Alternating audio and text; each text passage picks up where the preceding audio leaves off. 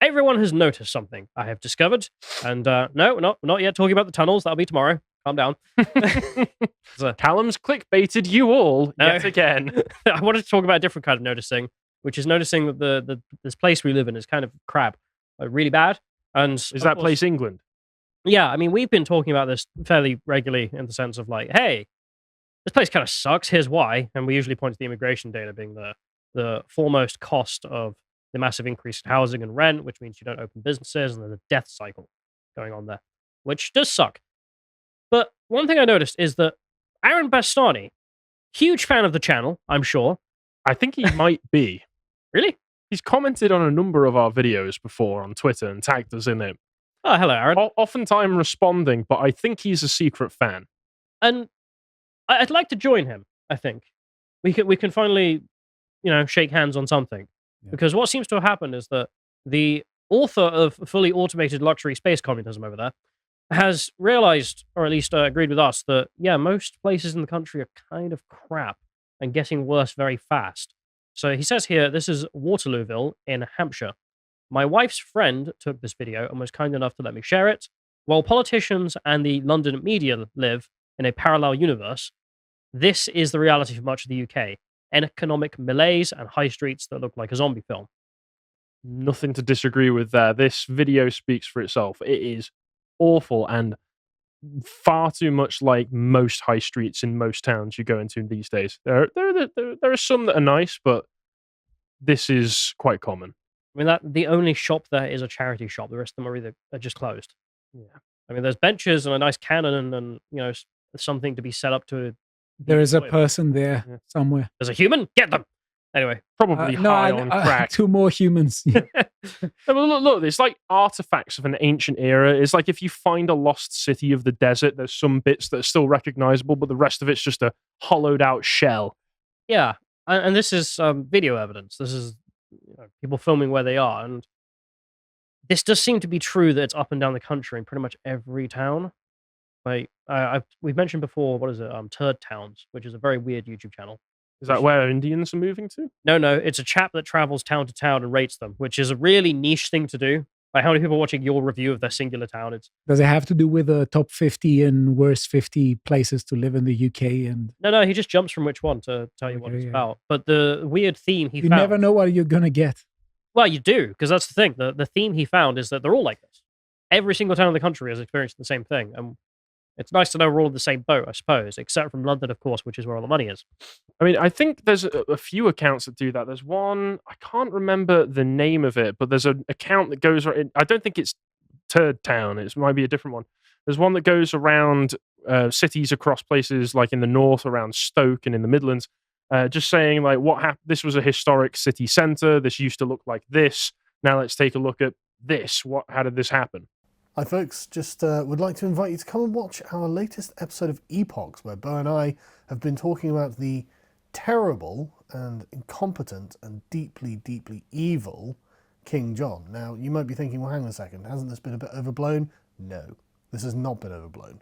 Come and watch this episode so you know why. So we'll move on, because that's, one tweet, right?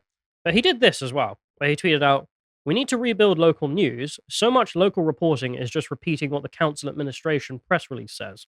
Here, transformed city centre apparently means seating, some plants, cycle stands, and local art. For context, this is what the street looked like a century ago." And he's referring to an article where it's like, oh, look, Portsmouth City Council have transformed the city centre, which isn't reporting. That's just copy-pasting the press release. He is right. And they go on in there. And this is what it is, which is not impressive. Yeah. Utterly boring. I mean, there is a Boots. Congratulations. There is one shop I can see. That's actually an achievement these days, but there we are. Mm-hmm. And then he references the same street 100 years ago. And for people listening, I mean, not only are there shops and people everywhere, there's a bloody tram line. He's got trams in the same place. And now basically nowhere in the country has trams, of course.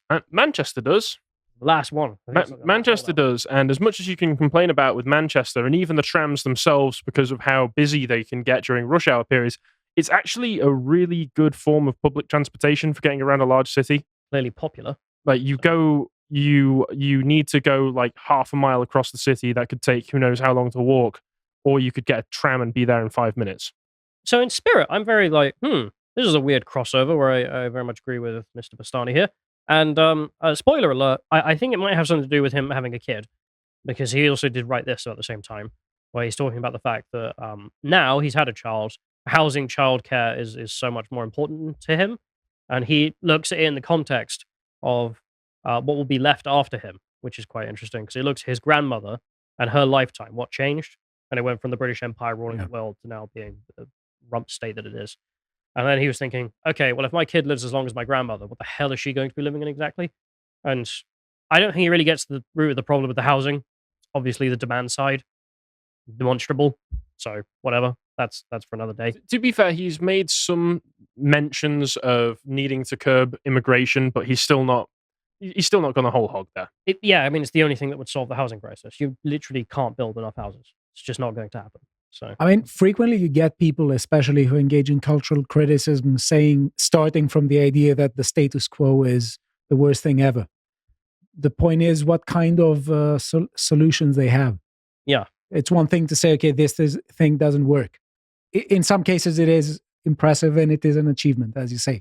The question is, what do you want to put in its place? Well, here's the You interesting get a thing. lot of people who agree that, for instance, things right now in the UK of 2024 January, some things could have been better, but you get very different diagnoses of why things are broken. And these different diagnoses are leading to completely different suggestions and proposals. Well, I'll let people come to their own conclusions in the following thing I'm about to do. But, I mean, for the issue of housing, I mean, we can pretty definitively say one of the solutions is the migration being dropped. But that's not on the cards for some reason. But I wanted to do a little slideshow because, of course, you may have seen that footage he demonstrated. But we live here in Swindon, and I happen to be collecting a whole bunch of images of Swindon before and after for a different project, and this just happened to fall into my lap, and I was like, time for show and tell. So welcome to show and tell. Enjoy, please. If not, don't know. Just to, before you begin with your show and tell, I'm going to reference some show and tell that Stelios was doing about 2 months ago now, where he took each of us on a small tour around the corner where he had found a turd on the street. And he would just take us, sometimes in groups, sometimes one by one, and give us the tour and say, look at what I found here. That's a turd, Stelios. I want people to wake up to the desert of the real. Because you were so excited. You were like, Harry, you need to come with me on lunch right now. You need to excuse me, if follow me. And then you just like really gleefully, like a child, like, look, Harry, look at what's happened to your country. Billions must perish. I mean, I couldn't incentivize you to walk down that street otherwise. Yeah, I mean, if you told us, we're not going to go look. Yeah. We're trying to avoid but that. I wasn't the only one showing it. Apparently there was a name for it. It was called Freddy. What are you talking about? Yeah. I didn't christen it. Sorry, but what do you mean you're not the only one showing people? Like, so there's like tours. There's like the tourism board of Swindon has there's velvet ropes around it. You can't disturb Freddy. People knew about it. That's it was Swindon common knowledge. That's the kind of town Swindon is for all of you watching right now. Is that if you find a turd in the street, it's not just a curio to pass by. It's actual news. It's real news around here. I don't know why. There's plenty of them. Yeah. But anyway, well, the slideshow is in fact about Swindon, and I've got no turds. I've hidden those because that's hide your turds, folks. Instead, I've got a picture here. We'll start off with. And it's quite interesting because I've only been here for 3 years, and I've noticed that this place has fallen off a cliff in those 3 years somehow. And then we've got people in the office who have been here for much longer. And so Pete, for example, recognizes all of these stores and what they used to be.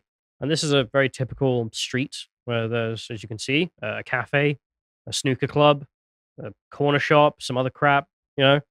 And this is 2013, so 10 years ago. There's life here. Yeah. It has job and news there, though. It's not all bad. But it's 10 years ago. You mean good? And now it's this. It's gone. Every single one of those is empty.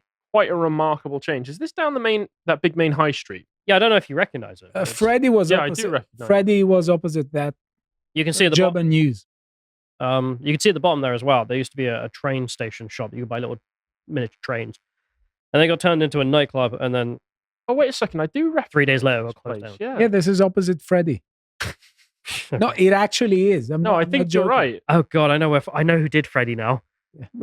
Oh no, it was in one of those crack addicts. No, yeah, that's where they go. Yeah, because you do, like, there's one particular street where there's some people who will just approach you in the street who are obviously high. Me and Josh walked past the other day, and they were like, Josh described it perfectly. It was like watching Gollum. They were sat up on sofa, staring at us as we went past. So they did Freddy. There we are. That's 10 years. So you get from hustling bustling to Freddy Town. And that's not the only one. It goes on and on. I mean, 10 years ago, for example, they used to have pretty lights in the floor. Oh yeah, I've noticed they are in the floor, but they're not lit up anymore. They're still there. Yeah. I had this as well. When I saw this picture, when I found it, I was gobsmacked. I was like, those things light up? Because this is what it looks like now. Those grey slabs over there. It's the same place. Obviously, this is in sunlight, so you wouldn't expect them to be switched on, but trust me, at nighttime, they're not switched on either. No. And you may notice one other change. Let's see if you can spot it. The shoe store is gone. Now there's a Polish shop where you buy Polish food. It's run by Polish people, in which a friend of mine went in recently, and they just didn't speak English to her. They do have a quite attractive selection of cakes in the window, though. They do. Don't get me wrong. I've never bought one, but they look nice. But it is ethnic displacement. Yeah. So that's cool. Anyway, so they never light up. 10 years ago as well, let's check out this. So this is 2014, I think this image is listed as here. And I remember when this was even open. There's a Greg's there and a bakehouse. You can get your baked goods. Yeah, they're both gone because they decided to close all that down. They're destroying everything there and making it more pedestrianized so people would want to walk around here. Look at this wizard magician. hat. Yeah, we've got Yes. the magician there. It's a pride hat. The thing is, if you pedestrianize an area completely, why do you do that? You do that so people can walk to the shops and be around. But if there are no shops, what's even the point exactly? Except to see the wizard man? And he's not selling anything. He's playing music. Well, not in Daylight Hours, but Well, a different era. But one of the things I found funny is that this particular area, it's actually also a headline image from the New York Times when they were describing the UK as a shithole. oh, yeah. So Okay, so I mean, that's a pretty good picture for it, to be fair. you know what this building behind reminds me of? I've been saying people. Freddy? No. It reminds me of the. Have you watched Expendables 3? No. It's come on. You are going to talk about IMDb top Listen, I know- movies, and you haven't watched Expendable. Oh, all I've three watched Expendables. Expendable 1, but not... I've not watched any of them. You just watched it because it's got Arnold in it, I bet. Not only it has everyone in it. Anyway, But that was the main selling you have point. to. People will understand. Okay, it's like the building that the Expendables are fighting Shout out to all Mel my Gibson in Expendables 3 towards the homies. end of the movie. That's like it is, and you see you have broken windows. Well, do you know what it reminds me of? It reminds me of the tower block from Dread from 2012. Mega Block uh, City. Yeah, Mega City that, 1. that was a city. And there's the gigantic tower block that most of the film takes place in. It reminds me of that, but worse. It is really hideous. And that's just the front part here. And then there's the back part. Well, yeah, that's what's reminding me of the tower. And the funny thing is, like, this photo was taken like a year or so ago. It's even worse now. But as you can see, like, the New York Times just wanted to write an article about how shit the UK economy is and just went, that'll do. That's Swindon. that's literally where I'm taking those pictures. And so- those pigeons in that image, they're still there and they will hound you. I saw one of them frighten Josh once and they got a very girlish squeak out of him, if you remember. No, I don't. That seems embarrassing for Josh, I'll be It honest. is very embarrassing for Don't miss- Josh, isn't it? Rude, but there we are. Anyway, the funny thing I found, so I've shown you images 10 years difference, and you think, okay, true. But the really strange thing I found, especially about Swindon, is that the further you go back, the better it becomes, which is a really weird No, situation. that's a right-wing conspiracy theory. I heard from Reddit that nothing was ever good in the past. No one has ever opened a shop. Buildings have never looked nice. Photographs aren't real. And I you don't get this in much of the rest of the world. Like if you go to places in Russia, for example, the further you go back, I mean, you get sort of some nice stuff because the 90s was terrible, don't get me wrong. But then once you go back behind that, it gets shitter over time, not better. And for the UK, not the case. So, I mean, here, for example, this is the High Street. And I don't know if you recognize it or not, but I think this is around the 90s, I recognize that. I assume. I actually had to call my parents and send them this image and be like, is this real? Is this what Swindon used to be? And they were like, yeah. It was also considered shit back then. Yeah. Even though this is way better than today. Yeah, this was urban decay in the 90s. And this is the same with This is it now. I mean, you can see the Turkish barber. Yeah. This is the same with every town centre though. It's like Crewe. The further back you go, the photographs are really lovely and really nice. God forbid you could look at photographs pre-World War II, when some of the architecture in that town was actually really nice. Of course, they demolished it post-war and decided to build some hideous, brutalist blocks there instead. Some of them were bombarded as well. Some of them were, but a lot of the town centres in England were purposefully torn down in the 60s. Okay, I want to say something, because I have a beef with the Brunel Tower. You know, the tower. Everybody does. I hate that. Okay. Hang on. So what is it, for people who don't know, you want to describe it? Yeah, it's basically the tower here in Swindon, really close to Freddy, where it's just really weird. It's just Freddy's the center of the map where we measure out everything else. I think it's the highest building in Swindon. It has it's close to 83 meter or something. Yeah, unfortunately, you can see it from a distance. Yeah, okay? It's sticking out of a shopping center as well. You see, there are some things that don't fit. Okay, I constantly hear the argument that bad modernist architecture just build something for money, things like that. If that were only the case, if that was the only factor in, they would make a box. This is positively ugly. It isn't just an issue of making money. I think there are box buildings. They take zero architectural creativity. I mean, a lot of the architects were trying to make a statement with the architecture, like putting one foot out into the future. They thought, this is what the future is going to look like, and this is good. Where it turns out if you let those buildings decay, they look hideous, and they didn't look that great to begin with. Yeah. So I suppose I'd want to show something else as well. So this is that high street from earlier, pretty much the same place. You'll notice this building here remains pretty easy to find. And then there's pure coincidence, but at the same time I took this photo, about 30 minutes later, this was the same street. Swindon stands with the Palestinian people. Now, we can't really have a before and after comparison with this photo, because if we looked at the before, it would be an empty street. Well, you can look at the makeup of Swindonians. Well, you can look at that, but if you want a comparison between protests then, foreign protests then versus foreign protests now, just be a blank image and then this. Yeah.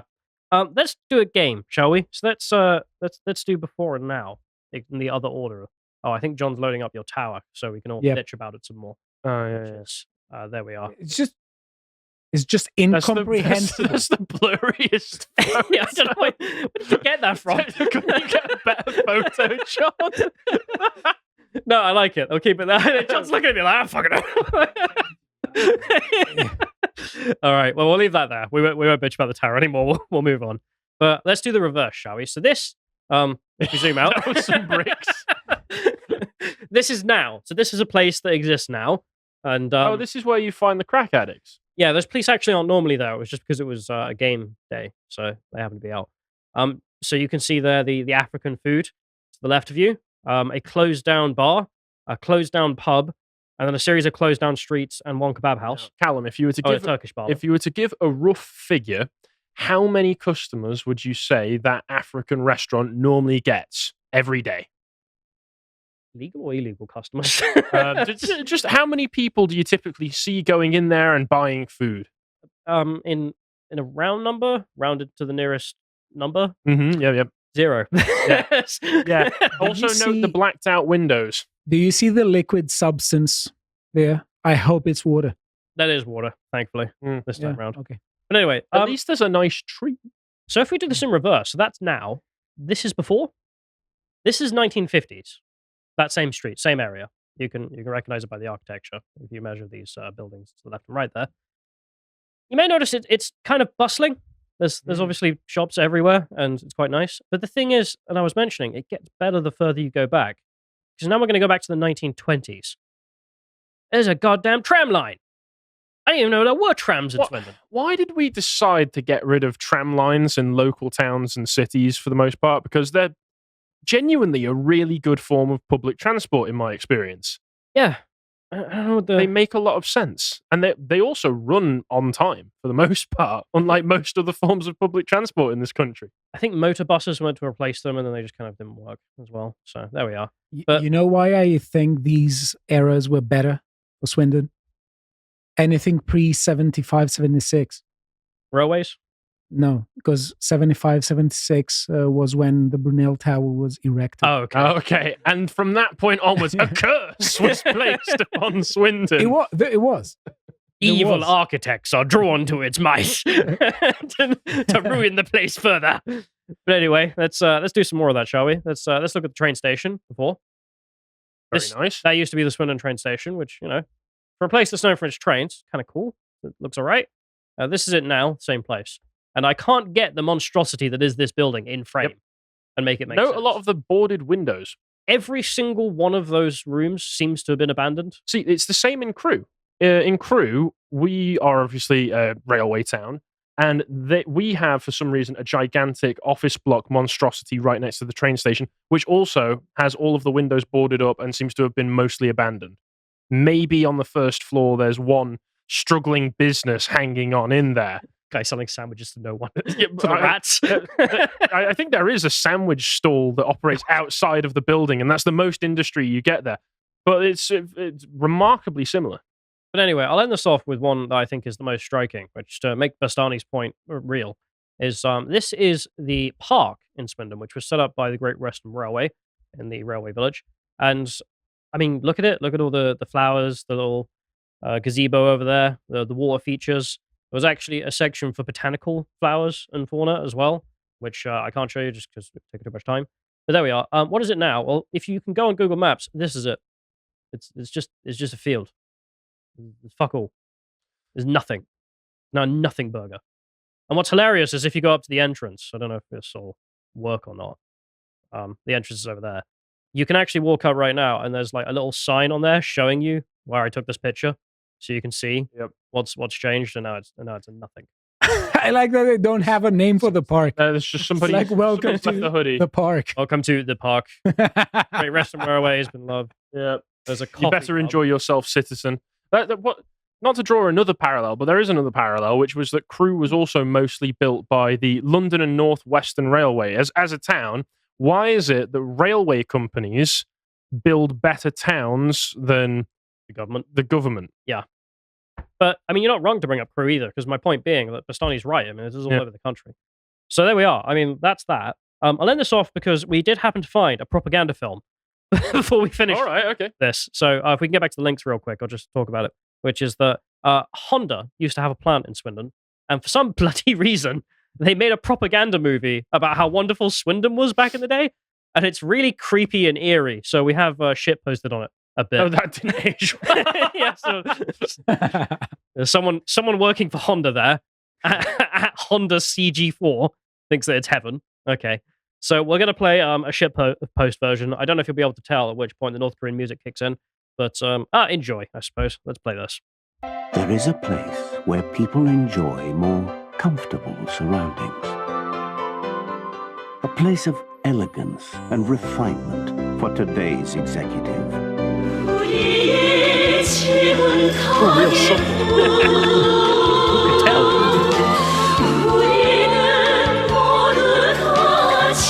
There's a roundabout.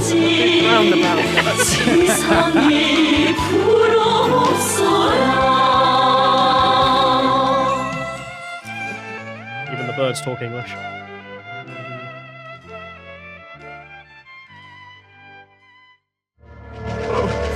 I don't know if I've got the energy to keep fighting the robots now.